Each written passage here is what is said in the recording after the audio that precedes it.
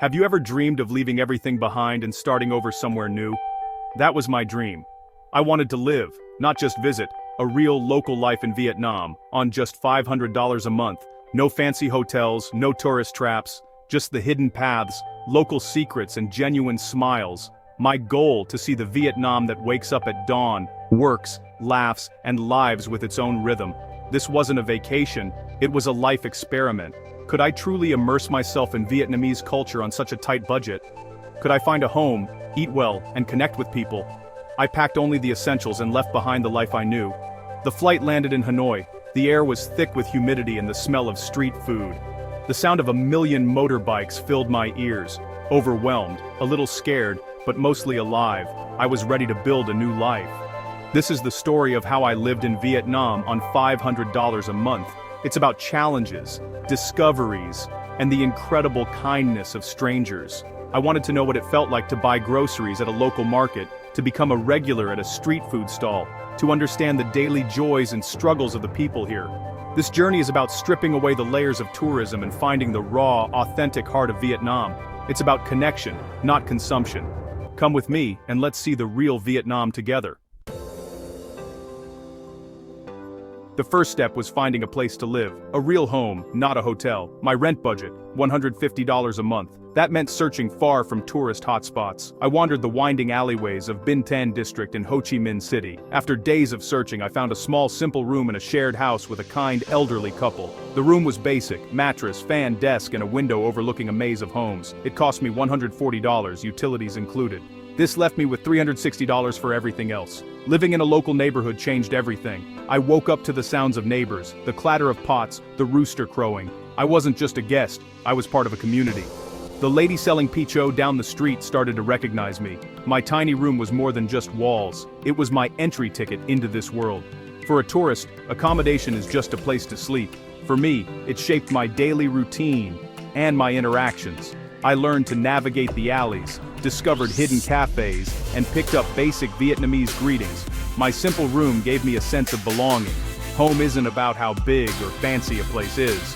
It's about the people and the feeling of connection. This was my Vietnamese home, and it was perfect. With housing settled, my next focus was food. In Vietnam, food is life. My food budget, $5 a day. In Vietnam, that's a feast. Tourists eat in restaurants with English menus. I ate where locals eat, on the street. Breakfast, a steaming bowl of pho from a street cart, just $1, $50.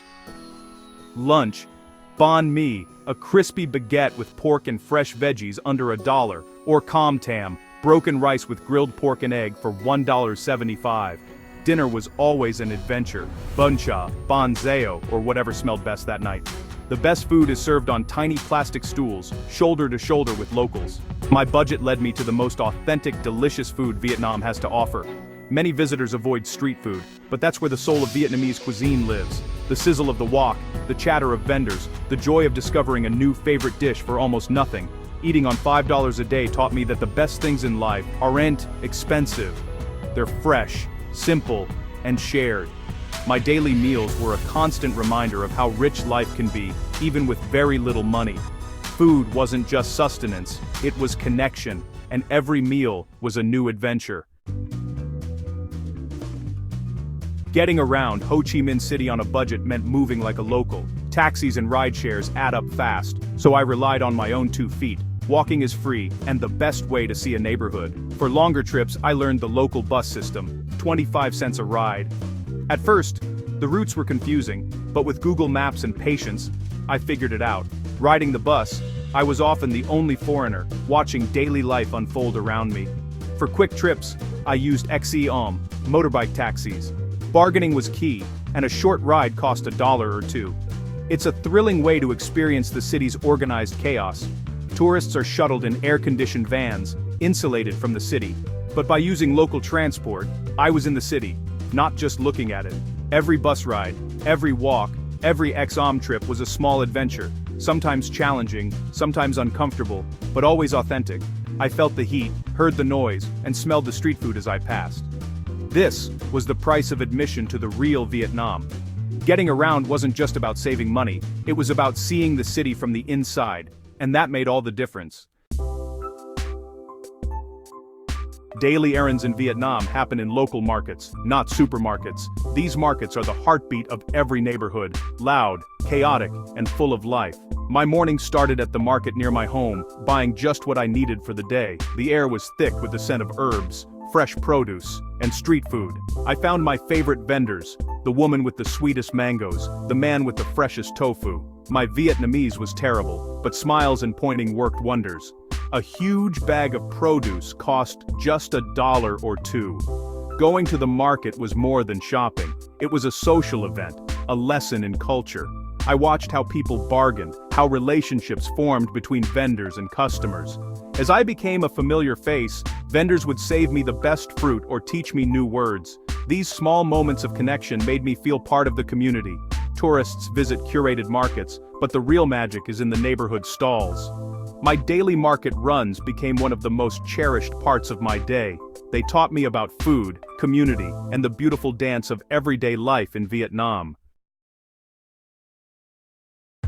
There are two Vietnams, the one tourists see and the one you live. The tourist Vietnam is beautiful, but curated. Ha Long Bay, Hoi An lanterns, guided tours. You're guided from one photo op to the next, protected from the chaos of real life. But the real Vietnam is found in the spaces between. It's sitting on a plastic stool, drinking iced coffee, watching the world go by. It's being invited into a family's home for tea, or stumbling on a hidden pagoda. One night, a power outage turned my alley into a block party. Neighbors laughing, sharing candles, a man playing guitar. These moments don't make it into travel brochures, but they're the soul of the country. A tourist looks from the outside in. A resident lives from the inside out. You see the beauty and the imperfections, the poverty, the resilience, the kindness. You don't just see the sights, you feel the heartbeat of the country. Living on a local budget forces you into this world. It's not always easy, but it's far richer and more rewarding than any five-star resort. The real Vietnam is in the everyday moments. That's the Vietnam I came to know, and it changed me. Living in Vietnam on $500 a month wasn't always easy. The language barrier, the heat, the noise, getting sick, getting lost, these were real challenges. But for every struggle, there was an unexpected joy. The joy of ordering coffee in Vietnamese and being understood. The joy of a stranger fixing my bike, refusing any payment. The joy of being invited to a neighborhood wedding. These moments weren't planned. They were gifts for being open and vulnerable. My landlady, Ba, once saw me tired and hot. She invited me in for sugarcane juice. We sat in silence, smiling. That simple act of kindness made me feel truly at home. The magic of Vietnam isn't in the landscapes, it's in the hearts of its people. This journey taught me I need very little to be happy. It taught me the importance of community, patience, and openness. If you dream of seeing the world in a more authentic way, follow that feeling. It won't always be easy, but it will be worth it. Thanks for joining me. Let's keep exploring together.